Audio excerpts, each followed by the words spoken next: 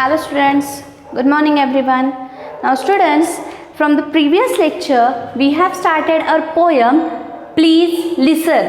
माझं ऐकून घ्या.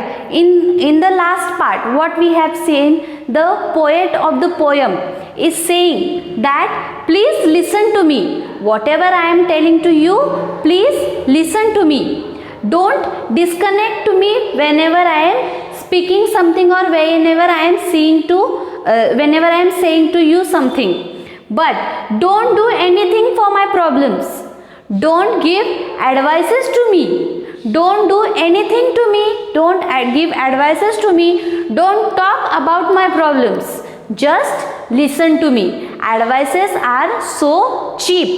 म्हणजे आपण मागच्या भागामध्ये पाहिलं की पोएट काय म्हणतोय, माझं म्हणणं ऐकून घ्या, मी जे काही तुम्हाला सांगतोय ते ऐकून घ्या, मला तुमचे सल्ले नको आहेत, मला तुमची मदतही नको आहे. I don't need help you.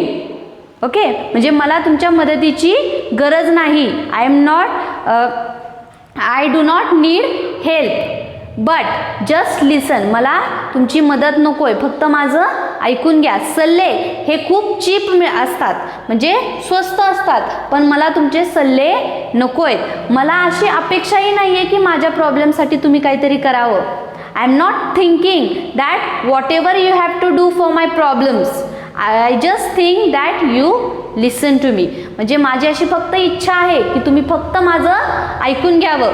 Don't do anything for my problems. I do not need any help. I do not need any advices. I am not thinking that you should help or talk about my problems. I just need to listen to me. मला गरज काय आहे, फक्त तुम्ही ऐकावं माझं, एवढीच. Now let's see the next poem. Last stanza of page number 51. When I do something for me that I can and need to do for myself, you contribute to my fear and inadequacy. म्हणजे poet काय म्हणतोय की when you do something for me that I can and need to do for myself. म्हणजे जेव्हा तुम्ही माझ्यासाठी काहीतरी करता की जे माझ्यासाठी गरजेचं आहे ते करता, परंतु ते मला नको आहे, पण तरी सुद्धा तुम्ही जे काही करता त्यामुळे मला असं काय वाटतं, you are contribute to my fear and inadequacy. म्हणजे तुम्ही जे काही करता त्यामुळे मला काय वाटतं की माझ्या भीतीला तुम्ही एक प्रकारचं योगदान दिल्यासारखं किंवा माझ्या अपुरेपणाला एक प्रकारचं योगदान दिलंय असं मला फील होतं. म्हणजे मला मदतीची अपेक्षा नाही आहे. I am not thinking that you should help me, but then also if you will help to me, I am thinking that time that you had contributed to my fear. तुम्ही माझ्या अपुरेपणाला किंवा भीतीला योगदान दिलं किंवा वाढवलं, अशा प्रकारे मला फील होतं. म्हणूनच मला तुमची मदत देखील नकोय. Now turn the page number 52. But when you accept as a simple fact that I feel what I feel, no matter how irrational, then I can stop trying to convince you and get about this business of understanding what's behind this irrational feeling. तर irrational feeling म्हणजे अविवेकी भावना.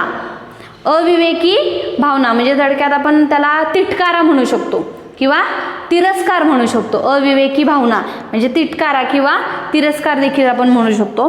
तर but Wien you accept as a simple fact that I feel what I feel. म्हणजे जेव्हा तुम्हाला ही साधी गोष्ट कळेल की मला काय वाटतंय, ही जेव्हा तुम्हाला साधी गोष्ट जेव्हा तुम्हाला कळेल, नो मॅटर हाऊ इरॅशनल, म्हणजे मला काही त्याचा फरक पडत नाही की ते किती अविवेकी आहे. म्हणजे ते तिटकारायचं जरी असेल तरी मला काही फरक पडत नाही की तुम्हाला असं वाटलं की मी तिटकारा करतोय, तिरस्कार करतोय, अविवेकी वागतोय, तरी मला त्याचा काहीही फरक पडत नाही. Then I can stop trying to convince you.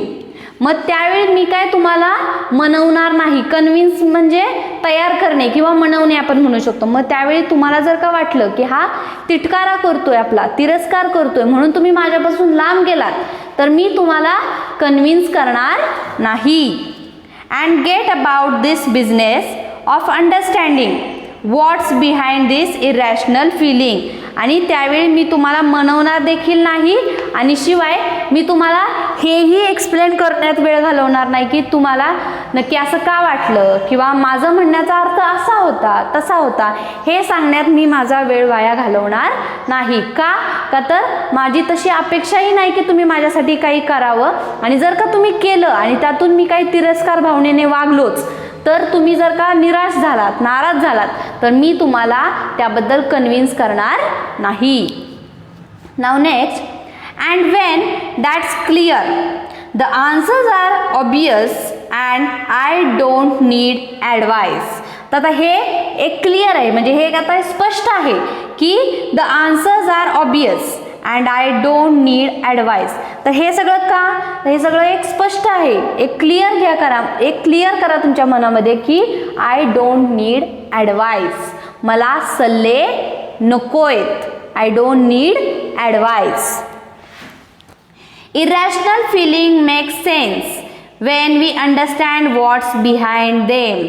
Irrational feeling म्हणजे ती जी काही अविवेकी भावना आहे त्याला काहीतरी अर्थ असतो, त्याला काहीतरी तथ्य असतं किंवा काहीतरी कारण असतं, की त्याच्या मागे काहीतरी कारण असतं जे आपण समजून घेतलं पाहिजे. म्हणजे कुणाच्याही मनामध्ये तशी इरॅशनल फिलिंग अशीच येत नाही, त्याच्यामध्ये काहीतरी कारण असतं, काहीतरी तथ्य असतं.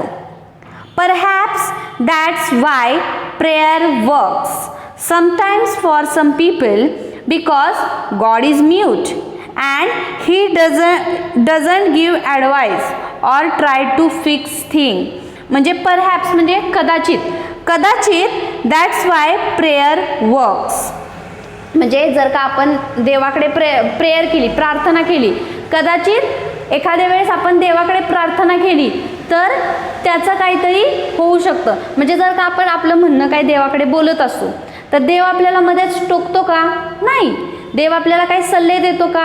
नाही. असं पोएटचं म्हणणं आहे. म्हणजे पोएटचं म्हणणं आहे की आपण जर का देवाकडे प्रेयर करत असू, प्रार्थना करत असू एखाद्या गोष्टीसाठी किंवा देवाला आपण काय सांगत असू, तर देव हा आपलं ऐकत असतो, त्यावर आपल्याला सल्ले नाही देत किंवा काही गोष्टी लगेच फिक्सअप पण नाही करत, तर आपलं ऐकून घेतो. म्हणजे perhaps that's why prayer works. म्हणजे मला लोकांना सांगण्यापेक्षा, लोकांना काही माझं ऐकून घ्या सांगण्यापेक्षा मला देवाला सांगणं काहीतरी ते बरं पडेल, की देव माझं निदान ऐकून तरी घेईल, मला सल्ले तर देणार नाही. God is mute. का? कारण की देव हा मुका आहे. म्हणजे देव काय बोलतो का? नाही. देव आपण कशामध्ये, एक मूर्तीमध्ये असतो, बरोबर की नाही? मग मूर्ती बोलू शकते का? नाही. म्हणून मी मूर्तीसमोर, देवाच्या मूर्तीसमोर जर का मी काही बोललो तर देव माझं शांतपणे ऐकून घेईल, मला निदान सल्ले तरी देणार नाही. God just lessons and let you work it out for your self. तर देव काय करतो? देव फक्त आपलं म्हणणं ऐकून घेत असतो आणि आपल्याला ते करण्यासाठी मार्ग दाखवत असतो. आपल्याला आपलं जे काही म्हणणं आहे ते पूर्ण करण्यासाठी देव हा फक्त तुम्ही प्रयत्न करा आणि प्रयत्नाचे मार्ग दाखवतो. देव काय करतो का आपल्यासाठी? ते फक्त मार्ग दाखवतो आणि त्यातून मग आपणच जे सगळं जे काही करतो ते आपणच करतो, असं पोएटचं म्हणणं आहे. पोएटचं म्हणणं आहे की देव आपल्यासाठी काही करत नाही, देव फक्त आपल्याला मार्ग दाखवतो, की कोणता बरोबर कोणता चुकीचा हे फक्त मार्ग कोण दाखवतं? तर देव दाखवतो. So please listen and just hear me. म्हणूनच देव ज्याप्रमाणे फक्त ऐकतो त्याप्रमाणेच माझं फक्त तुम्ही ऐकून घ्या, काहीही करू नका. And if you want to talk wait a minute for your turn and I will listen to you. आणि जर का तुम्हाला वाटतंय तुम्ही काहीतरी बोलावं तर ठीक आहे, पण थोडा वेळ थांबा. Let me finish my talking. When your turn will come, that time talk whatever you want to talk and then that time I will listen to you. म्हणजे हां ठीक आहे, मी ऐकून घेईन तुमचं, पण कधी? जेव्हा माझं पूर्ण म्हणणं काय आहे, माझं पूर्ण बोलणं काय आहे हे तुम्ही पहिले ऐकून घ्या. माझं बोलणं मध्येच कट करू नका. Don't break my line. माझं बोलणं, माझं वाक्य मध्येच कट करू नका. माझं पूर्ण म्हणणं आधी पहिले ऐकून घ्या आणि त्यानंतर तुम्हाला जे काही सांगायचे बोलायचे ते बोला. माझं आधी होऊ देत, मग तुम्ही बोला. त्या टाईमला मी तुमचं नक्कीच ऐकून घेईन. Now here we have done with our poem. The summary of poem is what? The poet is trying to tell us that please listen of my first and don't give any advices to me. Don't help to me, because if you will help me, I will feel I am helpless. And if you want to tell something, tell me, but let me finish first and then tell to me, and don't give such a cheap advice to me. And whenever I want to say something, please listen to me. म्हणजे summary काय आहे आपल्या पोएमची, की poet जो आहे तो म्हणतोय माझं पहिलं म्हणणं ऐकून घ्या. ठीक आहे, तुमचं काय म्हणणं आहे ते मी ऐकेन, पण कधी, जेव्हा माझं बोलणं पूर्ण संपेल तेव्हा तुम्ही काय आहे ते बोला. Don't break my lines in between. Don't break my talking in between. माझं बोलणं मध्येच थांबवू नका. माझं पहिलं ऐकून घ्या. How the God listen to us, because God is mute, so he first listen to us, same like you just listen to me, and then talk whatever you want to talk, but don't help to me, it will feel me helpless, and don't give cheap advices to me also. And after that, if you will think that I am behaving like a irrational, I am behaving like a irrational or rude, then I will not convince to you. म्हणजे जर का तुम्हाला यातून वाटलं की मी खूप rudely वागतोय, तर मी तुम्हाला कन्व्हिन्स करणार नाही. म्हणजे पोएटला सांगायचं की मला तुमच्या मदतीची गरज नाही आहे, मला मदत करू नका, माझं फक्त म्हणणं ऐकून घ्या. मी काय सांगतोय, माझ्या भावना मला व्यक्त करू देत, माझ्या भावना फिलिंग्स ज्या काय आहेत त्या मला सांगू देत. ओके, नाव हिअर वी हॅव डन.